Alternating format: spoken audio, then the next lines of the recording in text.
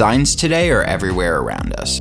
New and interesting, old and charming, for commerce and safety, for religion and entertainment, physical and digital, big and small, vibrant and purposely dull. Signage is an integral part of contemporary culture and is a daily part of our lives. The industry itself was worth $126 billion in 2023 and is showing no signs of slowing down. But as you are walking down a crowded street, window shopping through stores, barraged with signs trying to pull you each and every way, have you ever stopped and wondered, how did this all get here in the first place? Visual signs are an innate form of communication dating back to ancient history. From between 18,000 BC and up to as far back as perhaps 40 to 45,000 years ago, symbols in cave walls have been found signifying products willing to be traded, such as arrow parts and hunted wild animals. Yes, even cavemen would complain about all those stupid ads. In Egypt, signs for goods and services were painted and carved onto terracotta, wood, stone, and brick to advertise and differentiate themselves from one another. Indeed, literacy did not become common around the world until the 19th and 20th centuries. In ancient Greece, specific logos would be used to identify businesses. Symbols such as the goddess of Demeter for grain and bread and the staff of Hermes for health are still used today.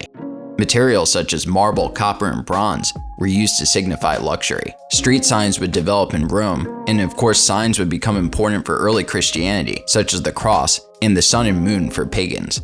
It was recently discovered that during the Song dynasty, from 960 to 1127 AD, China used complex signage systems for retail, including, for example, the White Rabbit brand of sewing needles, which were found to be even trademarked at the time.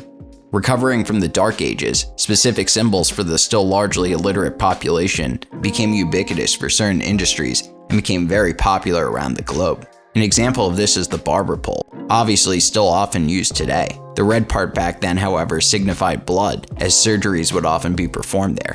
In 1389, due to issues stemming from lack of oversight of drinks, King Richard II of England ruled that all alehouses and taverns in the country should display outdoor signs, so for quality testing they could be easily located. And this law spread across to other European nations as well, proliferating sign making even further.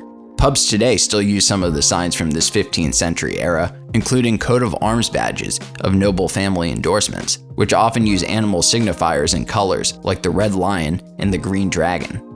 Into the 1700s, as populations in cities grew, signs started to become commonplace and were mandated for even more businesses made with wood, iron, and paint. Signs blew up in popularity and size, as the signs during this era were known for their grandeur and artistic effort, some even weighing over 100 pounds.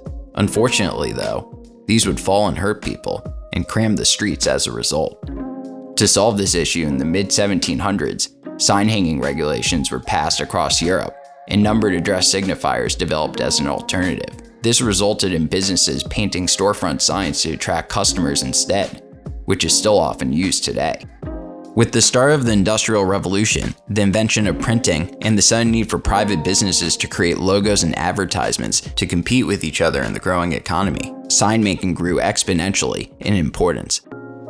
Up until the 1800s, signs were virtually unable to be seen at night, but with the invention of the gas lamp illuminating cities in the first part of the 19th century, sign makers were quick to recognize the potential an illuminated sign could bring to nightlife. The first illuminated sign using gas was made in 1840 for the Chicago P.T. Barnum Museum, and these gas-powered signs would spread across America and Europe. But the introduction of electricity would send the sign industry into a larger 24-hour gear, with the first illuminated sign using incandescent light bulbs appearing at the 1882 International Electrical Exposition. This made it so people could finally walk around in light at night, and rapid growth of night businesses, including bars, casinos, and shops, ensued. In 1910, the most famous electrical bulb sign was the Great Chariot Race sign, featuring moving horses made up of 20,000 light bulbs in New York City, displayed on the roof of a tall building. By 1913, electrical signs were commonplace, with a newspaper quote saying, "The skies were awash with a blaze of illuminated, animated signs." With the nighttime now destined to become a blaze, in France, the famous gas neon sign was invented in 1910 by Georges Claude, displayed at the Paris Motor Show, as he was able to harness electricity through long gas discharge tubes that contained neon gas, creating a bright and vibrant light that people were quick to identify as commercially valuable.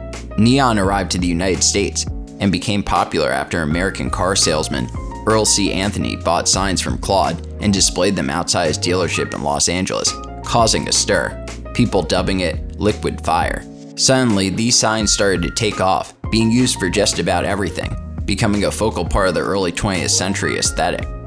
And in 1934, fluorescent tubes were invented, which allowed sign makers to bend the tubes easier and make a broader range of colors, which were limited with the original neon signs. More efficient LED lights were invented in the 1960s and started to gradually replace these neon signs, which started to look old and were comparatively not energy efficient.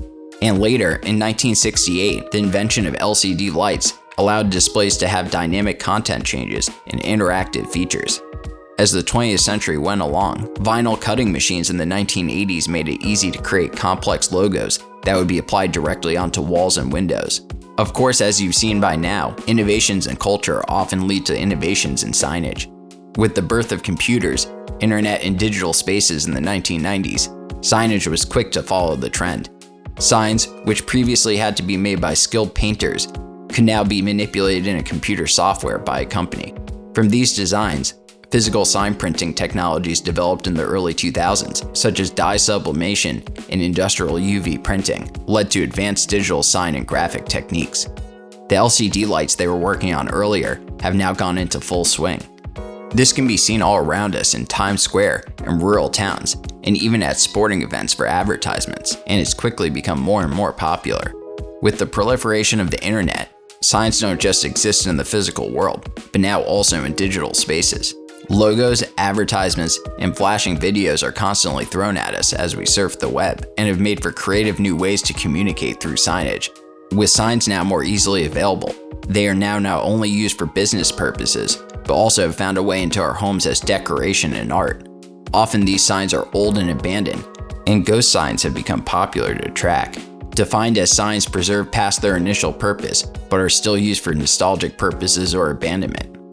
The neon signs abandoned from the first part of the 20th century have now made a comeback as well, often placed now in trendy settings like they once had been in the past. There seems to be just something about those neon signs. Indeed, with so many options for signage, this current era is not defined by one type of sign, and perhaps no era will ever be again. As now with everything at our disposal, a sign can evoke just about any kind of emotion out of the viewer it wants, be it nostalgic, entertainment, inspiration, or just plain advertising. This is not to say, however, there won't be new innovations in the future. Looking into the past, it feels naive to think the current mode of things will not change. Holographic signs have started to pop up from place to place, with the ability to selectively present something personal to each individual viewer, such as personal flight information at airports. As is the trend in marketing and advertising, perhaps making the signs more personal is a place in which the industry can still grow, regardless of what the future might bring. Sign making is an intuitive part of human communication, often exemplifying the progress of a particular time. With the world becoming more and more interconnected, the need to communicate through signs will only become stronger. Thank you so much for watching. Consider subscribing and check out another video.